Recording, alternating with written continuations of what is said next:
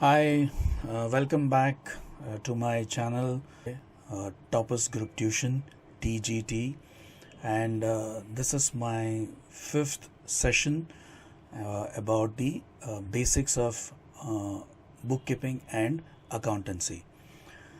इस वीडियो में going to cover important accounting terms जो होती हैं, जो यूज़ होती हैं अकाउंट्स में, जो नॉर्मली हम जब भी अकाउंट्स के बारे में बात करते हैं हम नॉर्मल जो टर्म्स यूज़ करते हैं अकाउंट्स में, प्रॉफिट एंड लॉस से रिलेटेड कुछ टर्म्स हैं, बैलेंस शीट से रिलेटेड कुछ टर्म्स हैं। ये सारे टर्म्स हम लोग ये सेशन में डिस्कस करेंगे। दोस्तों, अगर अभी तक आपने इस चैनल को सब्सक्राइब नहीं किया है तो प्लीज़ सब्सक्राइब करें, बेल आइकन को दबाएं ताकि आने वाले हर नए वीडियोस जो मैं अपलोड करूंगा उसकी नोटिफिकेशन आपको तुरंत मिल जाए। दोस्तों, ये मेरी कोशिश है कि कोविड के इस पेंडेमिक के समय में मैं आपको जितनी हो सके उतनी हेल्प कर पाऊँ। तो आगे चलते हैं, ये जो अकाउंटिंग टर्म्स का जो सेशन है उसको एंजॉय करते हैं। तो बेसिक अकाउंटिंग टर्मिनोलॉजीज़ पे हम आते हैं, जो नॉर्मली हम लोग जब अकाउंट्स करते हैं तो ये सारी चीज़ें हम बार बार इसका जिक्र होता है। As a new students, as a new to the commerce stream, new to the book keeping and accountancy, you might not be able to understand what is going on in the class. और आगे चलते हैं, basic accounting terminologies पे आते हैं। तो आते हैं, सबसे पहले आता है ट्रांजैक्शन। बहुत शुरुआत में हम लोग ने इसके बारे में हमने समझा था कि ट्रांजैक्शन मतलब एक फाइनेंशियल लेन देन, किसी के साथ हमने कुछ गुड्स उससे लिए या उसको कुछ गुड्स बेचे, या फिर कुछ हमने उससे सर्विस ली या हमने उसको कुछ सर्विस बेची और उसके बदले में हमें पैसा मिला। अगर मैं मेरी मदर का अगर कोई काम करता हूँ तो वो ट्रांजैक्शन नहीं होता है, लेकिन अगर कोई सर्वेंट मेरे लिए कुछ काम करता है और मैं उसके बदले में उसको पैसे देता हूँ तो वो ट्रांजैक्शन होता है। तो जिसमें पैसा या मनी, रुपी इन्वॉल्व है वो ट्रांजैक्शन है। ठीक है। अब ये ट्रांजैक्शंस हमारे होते हैं कैश ट्रांजैक्शंस। तो कैश ट्रांजैक्शन में कैसे होता है कि आज अभी मैंने आपसे गुड्स लिए और अभी मैंने आपको पैसे दे दिया उसी वक्त। ठीक है। क्रेडिट ट्रांजैक्शन ये होता है कि मेरे पास अभी पैसे नहीं है, लेकिन मैं आपको बोल रहा हूँ कि भाई मैं आपको एक मोहलत के बाद, एक हफ्ता हो, 10 दिन, 15 दिन या महीना, 2 महीना, वो डिपेंड करता है आपके ऊपर कि आप कितने महीने की क्रेडिट मेरे को देना चाहते हो। ठीक है। तो ये जो एक क्रेडिट का पीरियड है जिसके अंदर मैं आपको, उसके बाद मैं आपको आपके पैसे लौटाऊंगा। तो यानी कि मैं गुड्स तो मैं आज ले लूँगा, मैं उसका इस्तेमाल भी आज से शुरू कर दूंगा, लेकिन उसके पैसे मैं आपको बाद में दूंगा। तीसरा आता है नॉन मॉनेटरी ट्रांजैक्शन। वो ट्रांजैक्शंस हैं जिसके अंदर गुड्स और services are exchanged for goods and services. ठीक है। जैसे कि अगर मेरे पास एक्सेस व्हीट है और मेरे पास राइस नहीं है, तो मेरे पास का जो एक्सेस व्हीट है वो मैं राइस के लिए एक्सचेंज करूँगा। ठीक है। तो ऐसे ही मैं सर्विसेज भी एक्सचेंज करूँगा। अब ये एक्सचेंज के अंदर कहीं पर भी money is not involve, that is why it is called non monetary transaction, क्योंकि इसमें पैसा इन्वॉल्व नहीं होता है। तीसरा आता है, नेक्स्ट आता है कैपिटल। ये हम बार बार सुनेंगे और बार बार हम इसके बारे में इसको समझना पड़ेगा क्योंकि ये बहुत ज़रूरी है। कैपिटल वो चीज़ है जो एक बिजनेसमैन अपने बिजनेस में लगाता है। ठीक है। वो उसमें इन्वेस्ट करता है, मतलब ये एज अ पर्सन वो बिजनेस को पैसा देता है। ठीक है। अकाउंट्स में, बुक कीपिंग में कैपिटल जो प्रोप्राइटर है या जो मालिक है और वो बिजनेस है, वो दोनों को अलग गिना गया है। वो हम आगे उसके जो कॉन्सेप्ट्स हैं उसमें पढ़ेंगे। तो कैपिटल का मतलब है कि जो पैसा बिजनेस में ओनर लेके आया और उसने उसमें इन्वेस्ट किया। दूसरा उसका एक मतलब होता है कि पूरे बहुत साल तक अगर कोई बिजनेस चल रहा है तो वो हर साल कुछ ना कुछ प्रॉफिट करता है। प्रॉफिट भी करता है, लॉस भी करता है, कभी प्रॉफिट कभी लॉस। तो ज़्यादातर तो सारे बिजनेस प्रॉफिट के लिए चलते हैं, अगर ज़्यादा लॉस हो रहा है तो बंद। तो इसके लिए वो जो सारी अक्यूमुलेटेड प्रॉफिट होती है या लॉस उसके अंदर का है, वो भी कैपिटल अकाउंट में जमा होता है, it's gets accumulated in capital account. तो ये कैपिटल अकाउंट इस तरह से दोनों तरीके से बहुत इंपॉर्टेंट है, ठीक है। ड्राइंग्स, जैसे मैंने बताया कि ओनर अगर कोई पैसा बिजनेस में लगाता है तो वो कैपिटल हो जाता है, लेकिन वैसे ही अगर कोई ओनर अपनी खुद की कुछ पर्सनल रिक्वायरमेंट्स के लिए अगर बिजनेस से कुछ पैसे निकालता है तो उसको ड्राइंग्स कहा जाता है, ठीक है। बिजनेस में से पैसे निकाले ड्राइंग, बिजनेस में पैसे डाले तो कैपिटल। ये इतना हम याद रख सकते हैं, ठीक है। कोई भी बिजनेस जो होता है वो हमेशा से एक अकाउंटिंग ईयर के लिए होता है, जैसे कि 12 महीने। और अभी तो वैसे तो अभी एक कानूनी है, इट इज़ लॉफुल कि 1 अप्रैल से लेके 31 March next year is considered as a accounting year. For example, अगर 1/4/2020 से अगर कोई अकाउंटिंग ईयर शुरू होता है तो it will and on 31 March next year, यानी कि 31 मार्च 2021 को वो साल खत्म हो जाएगा। नेक्स्ट टर्म के ऊपर आते हैं, वो है परचेजेस। परचेजेस दो तरह के होते हैं, एक होता है जो हम ट्रेडिंग के लिए करते हैं, एक होता है हम एसेट्स जो हमारी होती है उसकी परचेज होती है। तो दो तरह की परचेज होती है, ठीक है, trading purchase and assets purchase. वैसे ही सेल्स होता है, जब ट्रेडिंग सेल्स है जिसके लिए जो परचेज हमने किया है ट्रेड करने के लिए, उसको जब हम बेचते हैं तो वो सेल्स हो जाता है, ठीक है। और कभी कभी ऐसा होता है ज़िंदगी में कि वंस इन अ वाइल आपको वो एसेट्स भी बेचनी पड़े, तो वो भी सेल्स में आती है, ठीक है। So sales is giving away your goods for money, ठीक है। आगे चलते हैं, आता है अगले अकाउंटिंग टर्मिनोलॉजीज पे चलते हैं, वो है रिटर्न्स। रिटर्न्स का मतलब है वापस, it is returns is coming back और समथिंग इज रिटर्न्ड। तो ये दो तरह के होते हैं, एक होता है इनवर्ड यानी कि सेल्स रिटर्न, ठीक है, कि अगर आपने किसी को गुड्स बेचे, किसी वजह से कुछ गुड्स उसको पसंद नहीं आ रहे हैं तो वो उसको वापस कर देगा, ठीक है। कभी कभी ऐसे हो जाता है कि क्वालिटी ठीक नहीं होती है जो ऑर्डर की है, कभी कभी ये भी हो जाता है कि आपने जो गुड्स भेजे हैं वो ट्रांजिट में ख़राब हो गए, तो वो भी आपको it will come back to you, ठीक है। तो this is called sales, this is returns inward. Inward का मतलब है अंदर वापस आना। रिटर्न है जो अंदर आ रहा है, तो अंदर क्या आएगा, जो पहले गया होगा, ठीक है। तो इसीलिए इट इज़ रिटर्न इनवर्ड, तो यानी कि सेल्स रिटर्न, ठीक है। वैसे ही दूसरा रिटर्न है रिटर्न आउटवर्ड, जिसको हम परचेस रिटर्न बोलते हैं। रिटर्न आउटवर्ड में यहाँ पर हम कुछ गुड्स वापस भेजते हैं, वही वैसी कुछ कारणों की वजह से कि क्वालिटी बराबर नहीं है, क्वांटिटी ठीक नहीं है, डैमेज हो गया है, ऐसा कोई भी कारण हो सकता है। तो इसको हम याद ऐसे करेंगे कि ये बाहर जा रहा है, ये रिटर्न जो है वो बाहर जा रहा है। तो कौन सा चीज़ जो रिटर्न होते वक्त बाहर जाएगी, जो ऑलरेडी हमने परचेस की होगी। तो आप इसको इस तरह से याद कर सकते हो। एक आता है स्टॉक। तो स्टॉक भी हमारे दो तरह के होते हैं। ओपनिंग स्टॉक होता है एक, जो वर्ष के शुरुआत में हमारे पास जो स्टॉक रहता है जिससे हम हमारा बिजनेस चालू करते हैं, जहाँ पर अभी हमने कोई गुड्स परचेस नहीं किया लेकिन फिर भी हम गुड्स को बेच सकते हैं, ठीक है। तो वो हो गया हमारा ओपनिंग स्टॉक।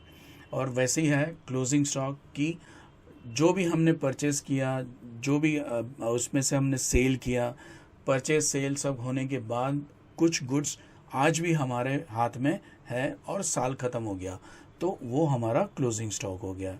दोस्तों एक बात याद रखना, पिछले साल का क्लोजिंग स्टॉक वो ये साल का ओपनिंग स्टॉक है, और ये साल का क्लोजिंग स्टॉक वो अगले साल का ओपनिंग स्टॉक है। ठीक है, ये बात याद रखना, सिंपल है, आप इसको याद रख सकते हैं।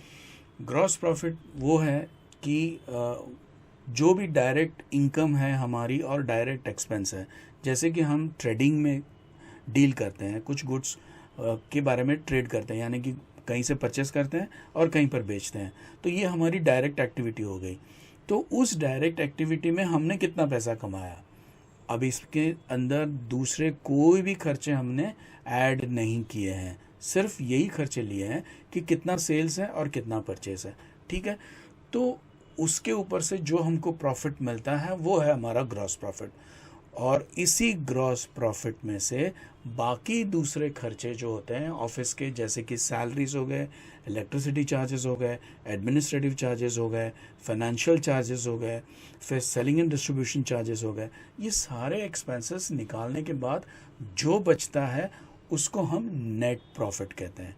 ठीक है, तो ये ग्रॉस प्रॉफिट और नेट प्रॉफिट, आई होप ये आपके समझ में आ गया बराबर से। ओके, अभी यहाँ से आगे बढ़ते हैं। नेक्स्ट आता है अकाउंट। अब ये जो टर्म है अकाउंट, ये हमेशा से यूज़ की जाएगी जब हम बुक कीपिंग के बारे में बात करेंगे, अकाउंट्स के बारे में बात करेंगे। ये अकाउंट का मतलब है कि हम जिसके बारे में बात कर रहे हैं वो चीज़, यानी कि जैसे for example if you are talking of rent, then we will write it as a rent account. If you are talking about say Akshay Kumar, तो you will write Akshay Kumar account, क्योंकि अकाउंट का मतलब है कि ये उसका सेक्शन, उसका पेज, उसका लेजर का फोलियो, उसका पेज, उसके बारे में हम बात कर रहे हैं। तो अकाउंट का हर जो भी कोई एक इंडिविजुअल या एसेट या कोई खर्चे के बारे में जब हम बात करेंगे तो उसके पीछे ये अकाउंट लगाएंगे हम लोग। ठीक है, तो ये हमेशा रहेगा। फ्रा लूका जो था पैसियोली, जिसने ये अकाउंट और बुक कीपिंग का ये जो method double entry system of book keeping उन्होंने खोजा था, उसने इसको double entry system of book keeping का नाम दिया था, बिकॉज हर ट्रांजैक्शन के दो इफ़ेक्ट्स ये उसने सोचे। उसने एक इफ़ेक्ट को नाम दिया डेबिट और एक इफ़ेक्ट को नाम दिया क्रेडिट। अब आपको ये हमेशा से याद रखना है, एक इफ़ेक्ट डेबिट होगा, दूसरा इफ़ेक्ट क्रेडिट होगा। ठीक है, तो ये उसने नाम दिया कि डेबिट एंड क्रेडिट, इसके अलावा इसका कोई मीनिंग नहीं है। ठीक है, ओके, आगे चलते हैं। Bad debts. बैड डेट्स वो है कि अगर मुझे किसी से कुछ पैसे लेने हैं और मेरे उसने पैसे डुबा दिए, जैसे कि अगर मैंने अक्षय कुमार को 1000 रुपये का गुड्स बेचा और अक्षय कुमार ने मेरे को सिर्फ 500 रुपये दिया और बोला कि अब मेरे पास पैसा नहीं है, तो 500 रुपये जो मेरे डूब गए वो मेरी बैड डेट्स है, क्योंकि मेरे जो डेटर है अक्षय कुमार, जो मेरा डेटर है, उससे मुझे जो डेट लेनी थी हैज़ गॉन बैड, तो ये मेरी बैड डेट्स है। ठीक है, ओके, आते हैं डेप्रिसिएशन पे। ये एक और बहुत ही इम्पॉर्टेंट टॉपिक है, और जैसे जैसे हमारा सिलेबस आगे बढ़ेगा आपको समझ आएगा कि ये डेप्रिसिएशन का टॉपिक कितना इम्पॉर्टेंट है। डेप्रिसिएशन ये होता है कि it's a wear and tear. Wear and tear मतलब कि अगर आप कोई चीज़ का इस्तेमाल करते हो तो उसकी वैल्यू में कुछ परसेंटेज कम हो जाते हैं। जैसे कि अगर 5 लाख की गाड़ी अगर मैंने आज ली और वह मैंने 2 साल के बाद उसको बेच दी, तो मुझे 5 लाख रुपया नहीं मिलेगा, तो उसकी वैल्यूएशन में जो कटौती होती उसको डेप्रिसिएशन बोलते हैं। आते हैं आगे कैश डिस्काउंट के ऊपर। तो कैश डिस्काउंट वो है कि अगर मुझे किसी से कुछ पैसे लेने हैं तो मैं उससे जल्दी पैसे लेने के लिए मैं उसको कुछ इंसेंटिव दूंगा। तो ये एनकरेज करने के लिए जो अपना डेटर है, जिससे अपने को पैसा लेना है, तो वो हमको तुरंत पेमेंट कर दे, इसके लिए उसको हम कुछ इंसेंटिव दे रहे हैं कि भाई तू जल्दी पैसा दे तो इतना कम देना। ठीक है, अच्छा, ट्रेड डिस्काउंट जो है वो अलग है। ट्रेड डिस्काउंट जो है वो अभी तक हमारे बीच में सेल और परचेस का ट्रांजैक्शन हुआ ही नहीं है। हम दुकान में गए, दुकान वाले से हमने बात किया और बार्गेन किया। दुकान वाले को बोला कि नहीं यार, ये चीज़ मैं इतने में नहीं दूंगा, आप इसका भाव कम करो। तो वो जो प्राइस दुकान में पहले ही घटा देता है हमारे उसके साथ सौदा होने से पहले, जब वो घटा देता है तो वो हमारा ट्रेड डिस्काउंट हो गया। ठीक है, हमने उसको जाके बोला, जैसे अगर मैं कोई टेलीविज़न लेने को जा रहा हूँ कोई शोरूम में, तो वहाँ जाके मैं बोलूँगा, अगर उसने मेरे को बोला कि ये टीवी है आपका, इसका 40,000 रुपीज़ है, तो मैं उसको बोलूँगा यार कुछ कम कर दे यार, ऐसे नहीं, तू देख बहुत लोग डिस्काउंट दे रहे हैं, आजकल सीज़न भी चल रहा है, तो तू मेरे को डिस्काउंट दे दो। वो बोलेगा ठीक है, आई will give you 3,000 rupees discount. तो थोड़ा सा आगे पीछे करके हम 4,000 के ऊपर आ जाते हैं, यानी कि उसने मेरे को 10% डिस्काउंट दे दिया। ठीक है, अब मेरे को वो टेलीविज़न की कॉस्ट हो गई 36,000 रुपीज़ में। ठीक है, अब बिल के अंदर 40,000 कहीं पर भी लिखा नहीं जाएगा, बिल के अंदर सीधा लिखा जाएगा 36,000। हाँ, बिलर को ऐसा अगर दिमाग में आए तो वो खुद लिख सकता है ऐसे कि 40,000 इसकी कॉस्ट है, मैंने इसको 4,000 रुपये डिस्काउंट दिया है और ये अब हो गया 36,000 का, तो ये अब इससे मुझे 36,000 लेने हैं। बुक के अंदर ट्रांजैक्शन रिकॉर्ड ही होगा 36,000 रुपीज़ से। ठीक है, अब इसके बाद ये भी हो सकता है कि जो सेलर है वो मुझे ये बोलेगा कि सर अगर आज ही पैसा दे देते हो, आज ही पैसा दे देते हो, तो मैं आपको 1,000 रुपये का और डिस्काउंट दे रहा हूँ। Now that is cash discount, क्योंकि वो मुझे कह रहा है कि मैं जो पैसे मुझे उसे देने हैं 36,000, उसमें से मैं उसको और is giving me a discount of 1,000 rupees कि मैं उसको पैसे जल्दी दे दूँ। So I will give him 35,000 rupees. तो मुझे क्या हुआ, क्या मिला, मुझे 4,000 का ट्रेड डिस्काउंट मिला और 1,000 का कैश डिस्काउंट मिला। तो ट्रेड डिस्काउंट में और कैश डिस्काउंट में ये डिफरेंस है। दोस्तों, अगला जो हमारा टर्म है वो है रिबेट। रिबेट वो चीज़ है जो ट्रेड डिस्काउंट, कैश डिस्काउंट देने के ऊपर दी जाती है। ये रिबेट क्यों दी जाती है कि हमने कुछ गुड्स हमने बेचे हैं, we have sold some goods, और कहीं कुछ डैमेज हो गया और किसी वजह से उन्होंने जो क्वालिटी बोली थी वो क्वालिटी हम नहीं दे पाए, तो जिसने वो गुड्स खरीदे हैं वो बोलेगा भाई मैंने तो आपको जो पैसा हमने जो नक्की किया था वो तो इस पर्टिकुलर क्वालिटी के लिए था, ये तो आपने हमको भेजा नहीं है। ठीक है, ये एक वजह हो सकता है। कभी कभी होता है कि क्वांटिटी जो है वो कम भेज देते हैं, तो ये एक अलग डिस्काउंट है जो ट्रेड डिस्काउंट, कैश डिस्काउंट के ऊपर दिया जाता है।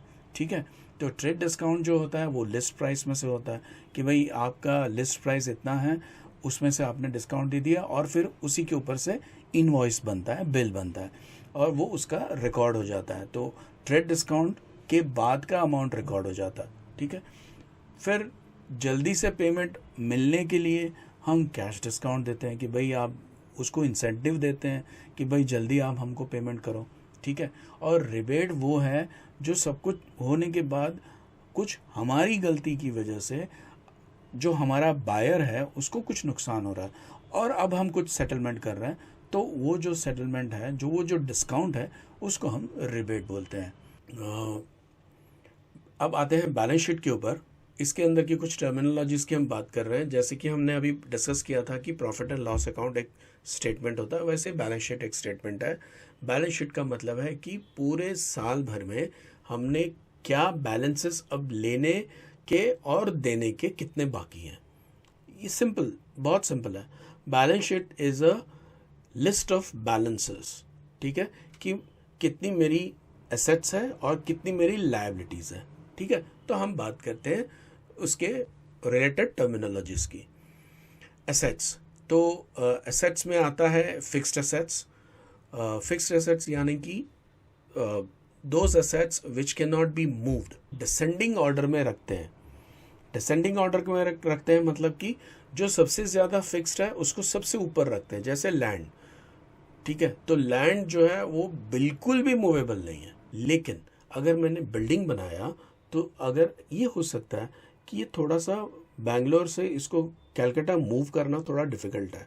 कैसे कि मुझे ये बिल्डिंग को या तो तोड़ना पड़ेगा या तो मुझे उसे बेच देना पड़ेगा और कलकत्ता में जाके मुझे नया बिल्डिंग बनाना पड़ेगा। तो ये हो सकता है, पॉसिबल है, लेकिन फिर भी ये बहुत डिफ़िकल्ट है। तो फिक्स्ड एसेट्स के अंदर जो भी एसेट्स हैं वो डिसेंडिंग ऑर्डर में रखी जाती हैं अपनी फिक्स्ड होने के कैरेक्टरिस्टिक्स के साथ। सो जो सबसे ज़्यादा फिक्स्ड है, इमूवेबल है, वो सबसे ऊपर, और सबसे ज़्यादा मूवेबल यानी कि मोटर कार वो सबसे नीचे आता है, क्योंकि इट्स मूवेबल। यार मोटर कार का मतलब ये है कि मूव करना यहाँ से वहाँ। ठीक है, ओके। तो ये हमारे हो गए फिक्स्ड एसेट्स। ठीक है, बिल्डिंग, लैंड, मकान, कार वगैरह वगैरह सब। ठीक है, आते हैं करंट एसेट्स के ऊपर। तो करंट एसेट्स हमारे वो एसेट्स हैं जो कैश है, कैश और कैश से इक्विवेलेंट है, और जिसको हम बहुत जल्दी कैश में कन्वर्ट कर सकते हैं, इसीलिए उसको करंट एसेट्स कहते हैं। फिक्स्ड एसेट्स को इतनी जल्दी हम कैश में कन्वर्ट नहीं कर सकते हैं, जबकि करंट एसेट्स को हम कन्वर्ट कर सकते हैं, इसलिए उसको करंट एसेट कहा गया है। जिसके अंदर उसका जो एग्जांपल मैंने दिया वो है कैश और बैंक बैलेंस है, डेटर्स हैं, फिर हमारे बिल्स रिसीवेबल हैं, प्रीपेड एक्सपेंसेस अगर हमने कुछ दिया है, स्टॉक इन ट्रेड है, हमारा क्लोजिंग स्टॉक है, वो सारी इस तरह की एंट्रीज इसमें आती है करंट एसेट्स में। आगे चलते हैं। अब आता है fixed assets. Fixed assets are fake expenses, they are normally incurred when the firm is establish, यानी कि जब कंपनी बन रही है या उससे रिलेटेड कुछ एक्सपेंसेस होते हैं वो इसके अंदर आते हैं।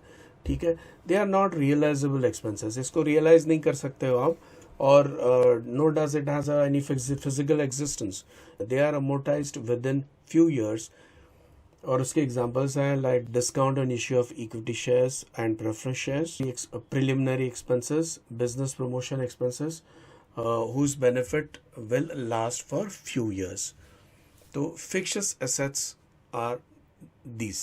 ओके, आगे चलते हैं इंटेंजिबल एसेट्स। तो ये इंटेंजिबल एसेट्स क्या होते हैं? अभी तक फिक्स्ड एसेट्स की हमने बात की, करंट एसेट्स की हमने बात की, ये सारी चीज़ों को हम देख सकते हैं, छू सकते हैं।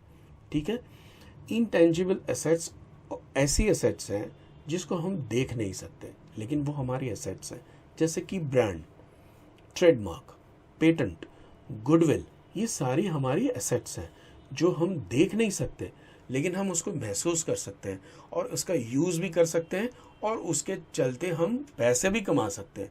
अगर मेरे पास कोई पेटेंट है, वो मैं अगर किसी को बेच देता हूँ तो मुझे उसके पैसे मिलेंगे, लेकिन वो मैं उसको ना तो देख सकता हूँ ना तो मैं छू सकता हूँ। ठीक है, तो ये हो गया इंटेंजिबल एसेट। आते हैं लायबिलिटीज के ऊपर। फिक्स्ड लायबिलिटी, तो फिक्स्ड लायबिलिटी जो है वो है long term liability. Long term liability मतलब 10 साल 15 साल का मैंने लोन लिया है, ठीक है, या फिर मेरा कैपिटल मेरे बिजनेस का, तो ये फिक्स्ड लायबिलिटी है। ठीक है, ओके, आगे बढ़ते हैं। करंट लायबिलिटी यानी कि मुझे बहुत छोटे से समय में मुझे जो पैसे देने पड़ेंगे, जैसे कि मेरे क्रेडिटर्स हैं जिससे मैंने उधार में कुछ गुड्स खरीदे हैं और बेचने के लिए, और मुझे अब उसको पैसे देने हैं। बिल्स पेबल है, बैंक ओवरड्राफ्ट है, या शॉर्ट टर्म लोन्स वगैरह जो है, छोटी छोटी लोन्स होती हैं जिसका ड्यूरेशन 1 साल से ज़्यादा नहीं होता है, तो वो सारे चीज़ें करंट लायबिलिटी में आएगी। ठीक है, तो उसके बाद आता है कंटिंजेंट लायबिलिटी। तो कंटिंजेंट लायबिलिटी का मतलब है कि अभी वो लायबिलिटी नहीं है, लेकिन पता नहीं फ्यूचर में वो लायबिलिटी हो भी सकती है, नहीं भी हो सकती है, नॉट श्योर। जैसे कि फैक्ट्री के अंदर कभी कोई एक्सीडेंट हो जाता है, ठीक है, कोई बंदा अपनी इंजर्ड हो जाता है और उसको कुछ डिसेबिलिटी आ जाती है किसी वजह से, ठीक है, तो वो कोर्ट में चला जाता है। कोर्ट में वो कंपनी के ऊपर दावा ठोक देता है कि भाई मुझे ये कंपनी में मैं काम करते करते ये मुझे इंजरी हुई है, मुझे इसके पैसे चाहिए। तो वो जो सूट फाइल किया है कोर्ट में, समझो बहुत बड़ा अमाउंट है, समझो 50 लाख का है, तो 50 लाख का जो सूट फाइल किया है कोर्ट में, उस एम्प्लॉय ने, तो जब तक उसका वर्डिक्ट नहीं आता कोर्ट का, तब तक वो हमारी लायबिलिटी नहीं है, कंपनी की लायबिलिटी नहीं है, क्योंकि केस कंपनी भी जीत सकती है, केस एम्प्लॉय भी जीत सकता है। तो ये टोटल 50-50 चांस है। तो जब ऐसी सिचुएशन होती है उसे हम कंटिंजेंट लायबिलिटी कहते हैं। ठीक है, ओके, आगे चलते हैं, हमारी कुछ और बैलेंस शीट को समझते हैं। नेटवर्थ यानी क्या? तो नेटवर्थ का मतलब है एसेट्स जो भी है minus the liability, assets minus the liability, वो नेटवर्थ है। तो यूजुअली नेटवर्थ का मतलब होता है कैपिटल।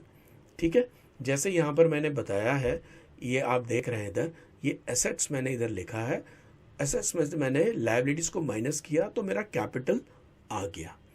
ठीक है, तो नेटवर्थ और कैपिटल दोनों सेम है, लगभग सेम है, आप दोनों इंटरचेंज टर्म्स को कर सकते हैं।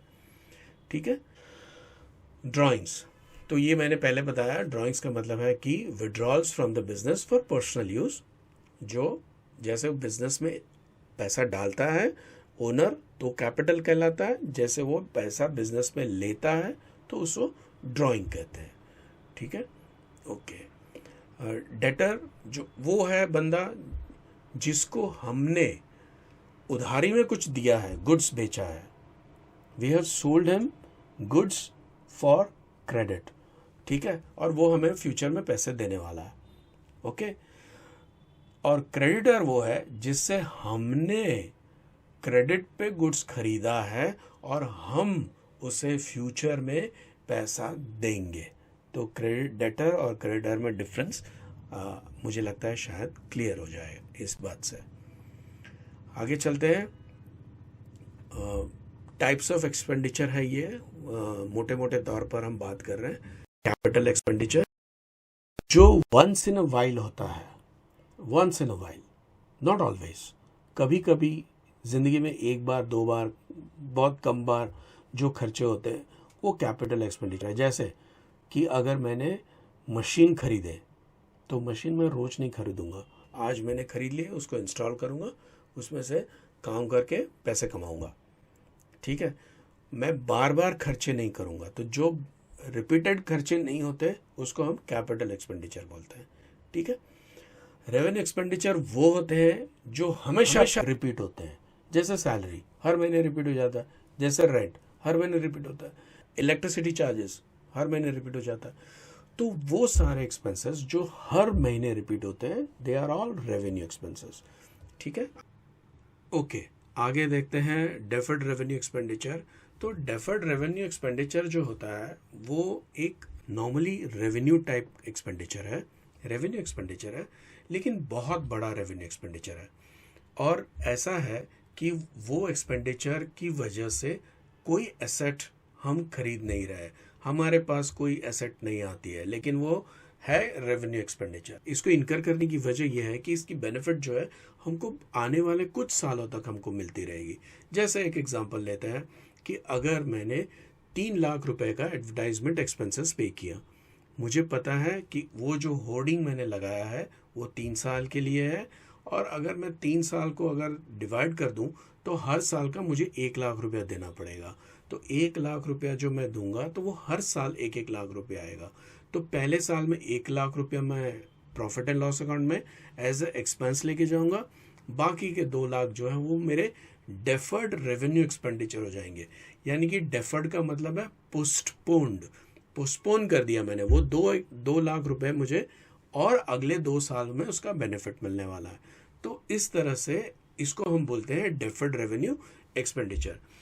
ओके, आगे चलते हैं। तो कुछ ऐसी और टर्म्स हैं जिसको हम बोलते हैं सॉल्वेंट एंड इनसॉल्वेंट। सॉल्वेंट का मतलब है कि कोई एक बिजनेसमैन अपने क्रेडिटर्स को पे कर सकता है, उसके पास इतने पैसे हैं कि उसकी जो liabilities as and when required वो पे कर सकता है। ठीक है, और इनसॉल्वेंट वो बंदा है जिसके पास अब पैसे नहीं है, जिसकी एसेट्स से उसकी लायबिलिटीज ज्यादा हो गई है, जब ऐसे होता है तो उसको हम इंसॉल्वेंट बोलते हैं। नॉर्मली हमारी भाषा में उसको हम दिवालिया बोलते हैं। ठीक है, ओके। गुडविल, गुडविल एक तरह का इंटेंजिबल एसेट है। इंटेंजिबल एसेट इसलिए है क्योंकि इंटेंजिबल का मतलब है कि जिसको हम छू भी नहीं सकते, देख भी नहीं सकते। तो गुडविल का डायरेक्ट मतलब होता है रेपुटेशन। जब आपने बिजनेस में अपनी एक रेपुटेशन कमाई है और जब आप उसको एनकैश कर सकते हो, बेच सकते हो, तब वो गुडविल बन जाती है। ठीक है, तो goodwill is a reputation which can be converted into cash at a later date.